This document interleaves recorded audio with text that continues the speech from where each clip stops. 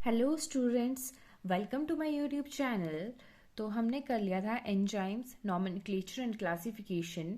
तो अब हम शुरू करेंगे enzyme kinetics Michaelis Menten equation.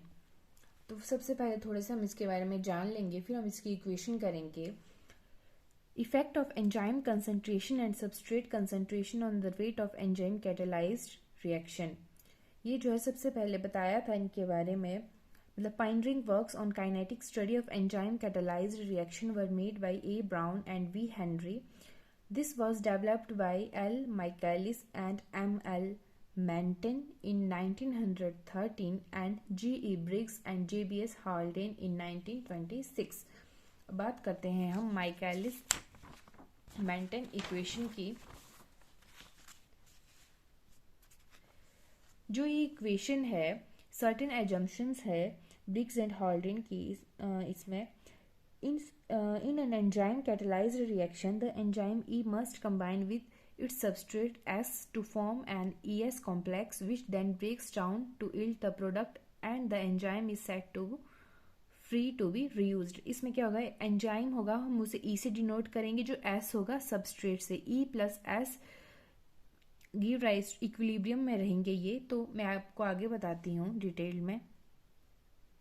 तो ये जैसे मैंने बताया enzyme E plus substrate S equilibrium में K1 स्मॉल K1 है और स्मॉल K2, तो क्या बना एंजाइम सबस्ट्रेट। फिर से इक्विलिब्रियम में K3 K4 रिएक्शंस हुए एंजाइम प्लस प्रोडक्ट, इसको दे दिया हमने इक्वेशन 1। और हमारे पास जो K1 K2 K3 and K4 हैं ये रेट कांस्टेंट है ईच रिएक्शन के लिए। फिर बात करेंगे हम according to law of mass the velocity of reaction V, velocity of reaction को डिनोट करेंगे हम V से।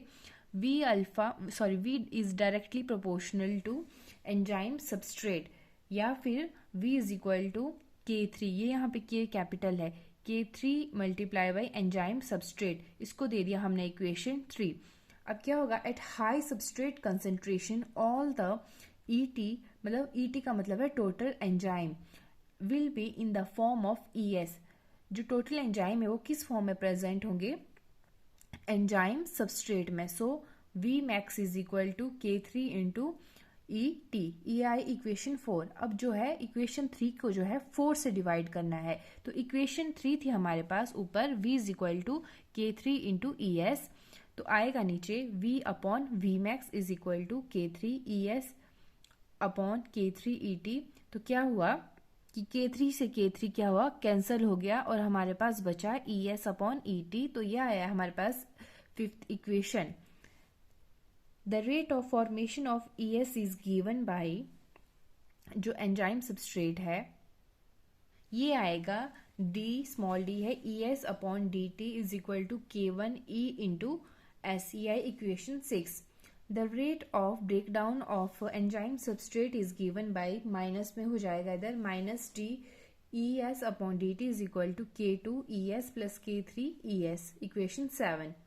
फिर इक्विलिब्रियम की बात करें तो क्या होगा, the rate of formation of ES is equal to rate of breakdown of ES। So from equation 6 and 7, equation जो 6 और 7 है उनको आमने सामने करना है, जैसे इज इक्वल टू लिखा है, तो K1 आएगा हमारे पास E into S is equal to K2 ES plus K3 ES, ये आई इक्वेशन 8। फिर क्रॉस मल्टीप्लीकेशन हुई, मतलब हुई इसमें E into S upon ES आया इधर से, और इज इक्वल टू K1 जो है नीचे, यहाँ मल्टीप्लीकेशन में है तो नीचे क्या होगा, डिवाइड में चला जाएगा, तो आया K1 equation 9। K1 K2 K3 can be combined so that, इन तीनों को कंबाइन किया तो क्या आया, K2 plus K3 upon K1 is equal to Km। यह है हमारे पास कांस्टेंट, क्या लिया हमने इसको, कांस्टेंट Km। ये हमारे पास कैपिटल में ही है K2 K3 अपॉन K1। तो हमने पीछे क्या देखा है, जो K2 plus K3 upon K1 था वो हमने Km लिया, तो हमारे पास आया Km is equal to E into S upon ES, ये इक्वेशन 10।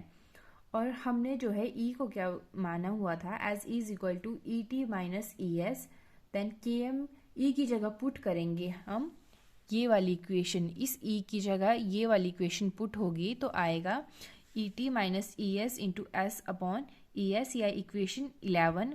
फिर के एम आएगा हमारे पास, इनको हमने सेपरेट कर दिया, E T into S upon E S and minus E S into S upon E S, या इक्वेशन 12। फिर के एम इज इक्वल टू, यहाँ पे ई एस से ई एस कैंसिल हो गया तो हमारे पास बचा एस, तो हमने वो यहाँ पे लिख दिया। देन यहाँ पे जो है एस जो है नेगेटिव में थे, यहाँ पे हमने शिफ्ट कर दिया तो क्या हुआ, ये पॉजिटिव में, और ये सेम का सेम वैसे ही रहा। एंड देन जो है यहाँ पे एस, ये जो मल्टीप्लिकेशन में था ये यहाँ पे डिवाइड हो गया, K M plus S upon S is equal to E T upon E S, equation ये बनी हमारे पास 15। फिर आई हमारे पास E S upon E T is equal to S upon K M plus S by equation 5। Equation 5 थी हमारे पास v upon V max is equal to E S upon E T.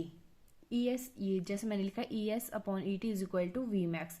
Substituting this value in equation 16, तो v upon V max is equal to S upon K M plus S, या equation 17।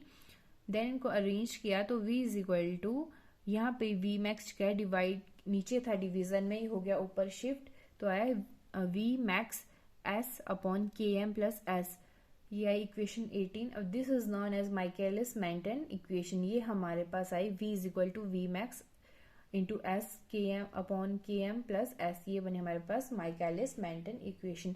आई hope आपको समझ आ गई हो। Thank you for watching. Please like, share and subscribe my channel.